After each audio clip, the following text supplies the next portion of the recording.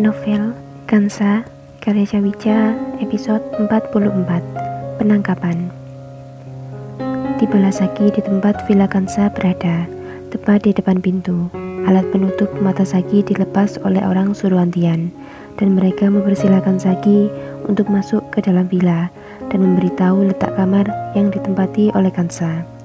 Sementara Kansa sendiri mendapat perintah dari beberapa jam yang lalu untuk menyiapkan dirinya kembali, karena akan ada seorang pria hidung belang yang datang.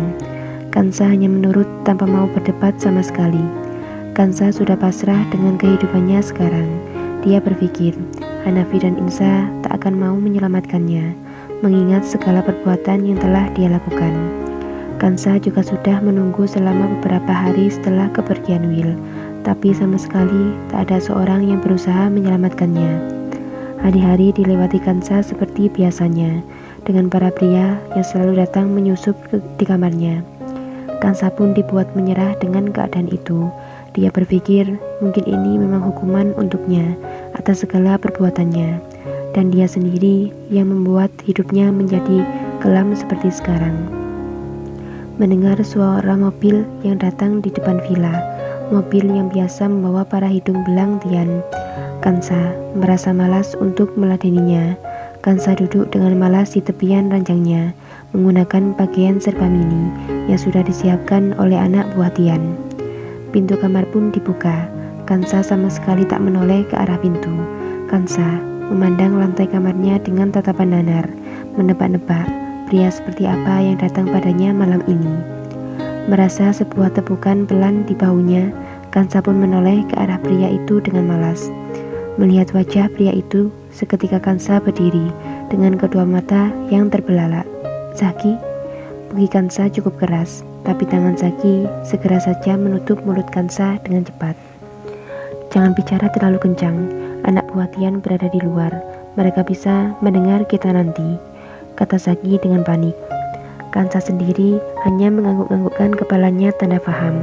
Saki pun perlahan melepaskan tangannya dari mulut Kansa. Dengan segera, Kansa memeluk Saki erat seakan meminta perlindungan darinya. Tolong aku Saki, aku mohon, pinta Kansa dengan suara terbata. Saki pun juga memeluk Kansa erat. Dia tak tega dengan keadaan Kansa, dan dia juga sudah memaafkan segala perbuatan Kansa. Tenanglah kak, aku akan segera membawamu pulang. Mendengar perkataan Saki, seketika Kansa melepaskan pelukannya. Dengan cara apa? Anak buah Tian tak akan membiarkan kita pergi begitu saja, Saki. Mereka sangat berbahaya. Aku tahu kak, kami sudah menyusun segala rencana dengan sangat matang. Kak Kansa hanya tinggal menurut dengan segala rencana kami. Kami? Kansa menekankan kata-katanya. Ya, kami. Kak Afsah, Kak Zoya, Kak Adam, ayah dan ibu. Mendengar perkataan Saki, seketika Kansa terisak keras. Dia tak menyangka seluruh keluarganya membantu menyelamatkan hidupnya setelah apa yang dia perbuat. Mereka semua memaafkanku, kata Kansa dengan tangisnya. Ya, kami sudah memaafkan kakak, kata Saki dengan yakin. Seketika Kansa pun memeluk Saki lagi. Terima kasih Saki, terima kasih, kata Kansa dengan derayan air mata. Selama beberapa jam, Saki menceritakan tentang segala perbuatan Tian kepada banyak wanita. Kansa pun tak menyangka dia selama ini berada dalam sekapan orang yang sangat berbahaya.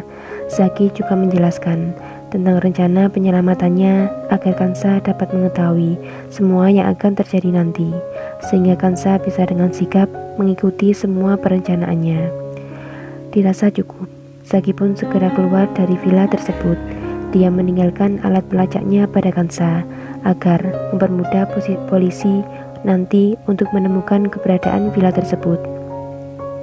Saki pun diantarkan dengan cara yang sama. Dia bersandiwara dengan memberontak saat ditutup matanya. Atas tindakan dari Saki itu, banyak dari para anak buah Tian mengamankan Saki, berjaga di dalam mobil. Sementara di villa hanya menyisakan 2 orang penjaga saja.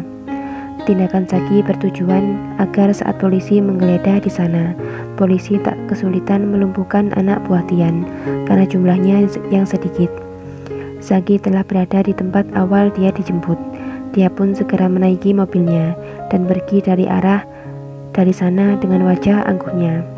Zaki langsung menuju ke sebuah hotel, takut-takut kalau anak buah Tian mengikutinya dan mengetahui bahwa dia adalah keluarga Kansa. Polisi yang sudah berada di dekat dengan villa Kansa segera saja menuju ke sana setelah mengetahui mobil yang membawa Zaki keluar dari daerah terpencil itu. Sesuai dengan perkiraan Zaki, anak buah Tian dengan mudah dilumpuhkan oleh pihak polisi dan mereka pun dapat membebaskan Kansa dengan mudah. Sebagian dari polisi itu mengawal Kansa menuju ke rumah Insa. Sebagian lagi membawa anak buah Tian menuju ke Resto 99 sebagai bukti untuk menangkap Tian. Sebagian lagi menggeledah seluruh isi villa yang ditempati Kansa, mencari barang-barang bukti lain untuk mengungkap segala kejahatan Tian. Dan benar saja, setelah digeledah seluruh isi villa, di bagian belakang villa terdapat gundukan tanah aneh yang dicurigai oleh polisi. Setelah digali, ternyata terdapat jasad wanita yang diperkirakan meninggal 2 bulan yang lalu. Juga ditemukan banyak benda-benda tajam dan tumpul di salah satu ruang yang terkunci. Diduga benda-benda itu telah digunakan untuk menyiksa para gadis yang sempat ditawan di villa itu, termasuk Kansa sendiri. Mendengar Kansa telah berhasil dibebaskan dari villa, Hafsa dan Zoya segera menjemput Saka sebagai saksi dari semua kejahatan yang telah Tian lakukan. Kawalan mobil polisi pun tetap setia menemani mereka menuju kediaman Saka. Sementara Hanafi dan Insa mendapatkan laporan bahwa sebentar lagi polisi akan sampai di Resto. Mereka siap siaga mengamati Tian di setiap gerak-geriknya agar tak kabur dalam penangkapan. Tak menunggu waktu lama, mobil polisi segera memenuhi pelataran Resto 99. Tian yang mengetahui mobil polisi telah mengepung tempat usahanya, panik dan berusaha kabur melewati pintu belakang. Tapi Hanafi dengan sigap segera mencegahnya. Bahkan Hanafi dan Tian sempat berkelahi karena Tian yang berusaha kabur dari sana. Sementara Hanafi sendiri melampiaskan kekesalannya dan emosinya lewat perkelahian itu. Hingga polisi pun masuk dan langsung mengamankan Tian beserta seluruh anak buahnya. "Sebenarnya siapa kau?" kata Tian dengan kasar kepada Hanafi. Tian sendiri berusaha memberontak saat tangannya diborgol. "Aku adalah orang tua dari Kansa," kata Hanafi tak kalah kesalnya. Mendengar kata Kansa, Tian sempat terkejut, tapi ekspresi wajahnya dengan cepat berubah menyeringai. "Oh, Kansa, wanita pelacur itu bukan?" kata Tian dengan tertawa ringan. "Jaga bicaramu," kata Insa yang tiba-tiba ada di sebelah Hanafi. Hanafi sendiri sudah tak tahan lagi menahan emosinya.